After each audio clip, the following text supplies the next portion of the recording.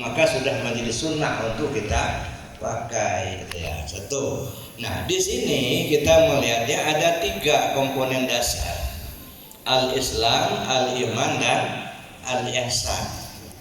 Nah, ini ketika kita bicara ya bahwa Muhammad itu adalah Rasulullah khataman nabiyyin, maka 3 komponen dasar: pertama al-Islam, yang kedua al-iman, dan ketiga al-Islam. Dan ini yang kita katakan itu disebut arkanuddin. Ketika Jibril alaihissalam bertanya kepada Rasul, "Ya Muhammad, akhbirni 'anil Islam." Wahai Muhammad, ceritakan padaku tentang Islam. Lalu Rasul mengatakan, "Al-Islam anta syahada alla ilaha illallah wa anna Muhammadar Rasulullah wa tuqimas shalah wa tutaz zakah wa tasumma ramadan wa tahajjal baita in istata'ta ilaihi sabila." Yang namanya Islam itu kau syahadat tidak ada Tuhan selain Allah, Muhammad utusan Allah. Kau dirikan sholat, kau puasakan bulan Ramadan, kau tunaikan bayarkan zakat, kau tunaikan haji jika kau mampu. Nah, ini kemudian ya diturunkan dalam bidang ilmu yang kita kenal, ilmu syariat, ilmu fikih, gitu ya. Lalu yang kedua al-iman. Nah, kalau al-iman ini ketika ditanyakan Jibril, mal iman, antumina billah wa malaikati wa kutubi wa rusuli wal yaumil akhir wa qadri khair wa syarifa minallah, itu enggak bisa dilihat, Pak. Iman itu enggak terlihat dan tidak berbentuk. Apakah pada bapak ibu ada iman atau tidak? Enggak ada yang tahu, karena enggak berbentuk. Jadi iman itu keyakinan hati. Ditarik dalam bidang ilmu disebut ilmu akidah. Karena akidah kita akidah tauhid, maka sering disebut ilmu tauhid, atau lebih spesifik ilmu hakikat. Lalu ketika bicara al-ihsan, begitu disebut al-ihsan, anta abudallah ka'annaka tarau fa illam takun tarau fa innahu yaraka. Kamu sembah Allah seolah kau lihat dia. Kalaupun kau tak melihatnya, kau yakini kau dilihatnya. Jadi ada 2 pola ibadah. Ada pola ibadah seolah melihat Allah. Ini pola ibadahnya orang yang sudah arif billah. Ada pola ibadahnya seolah dilihat Allah. Ini pola ibadahnya abidillah. Duanya berbeda. Satu pola ibadahnya arif billah yang sudah mengenal Allah, yang satu pola ibadahnya abidillah, rajin ibadah tapi belum sampai ke tingkat ma'rifat. Nah, apa bedanya? Al-abid sayyarun ilal jannah wal aif tayyarun ilal qurbah.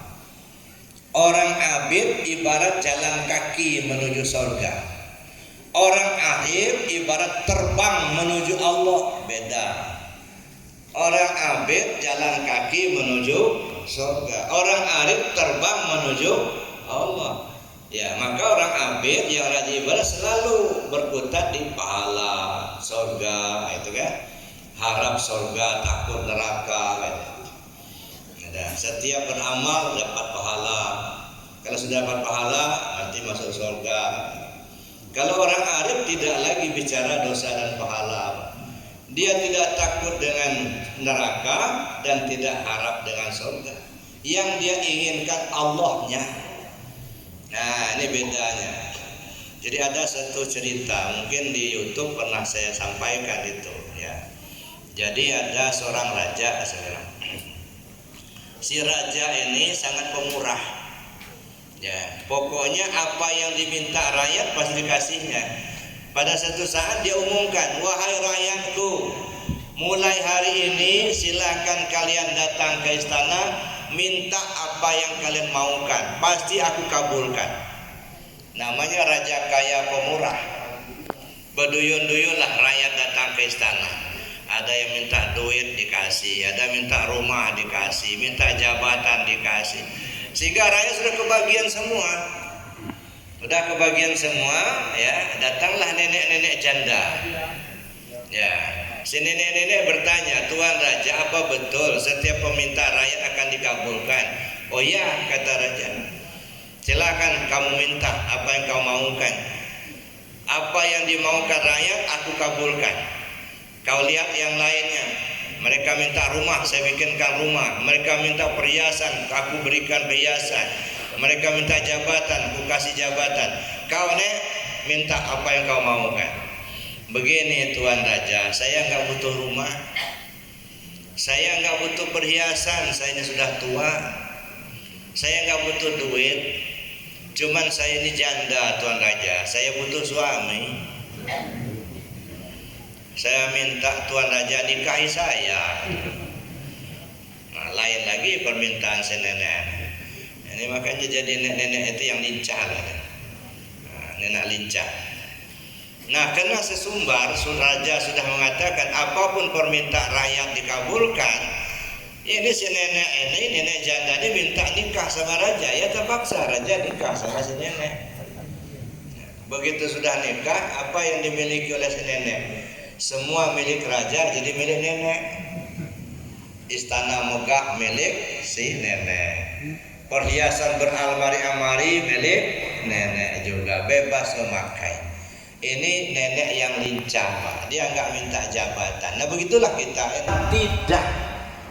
Zikir menuju Allah.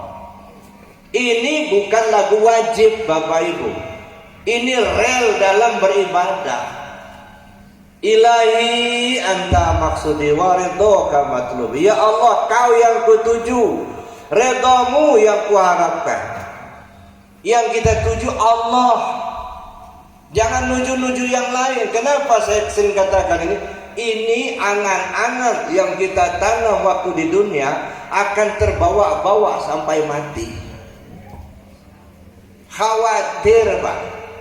Kalau yang diangan-angankan surga melulu, nanti akan datang orang ngajak, Pak sini Pak, ini surga yang Bapak cari. Masuk ke situ, rupanya bukan surga, Pak, siluman. Nah, yang kita angan-angankan bidadari. Nanti ada sekelompok gadis-gadis, Pak sini Pak, kami bidadari yang Bapak cari. Masuk ke situ, khawatir, nggak nyampai Pak, khawatir jadi kuntilanak. Nah makanya dari sekarang tanamkan dalam hati, ilahi anta maksudi. Ya Allah, kau yang kutuju. Kalau ini yang kita tanamkan, siapapun yang menggoda besok lusa ketika kita berpulang ke rahmatullah, kita tidak ingin untuk ikuti. Kenapa? Yang saya maukan Allah. Saya tidak mau surga, saya tidak mau bidadari. Yang saya maukan Allah. Nah oleh karena itu insya Allah kita selamat.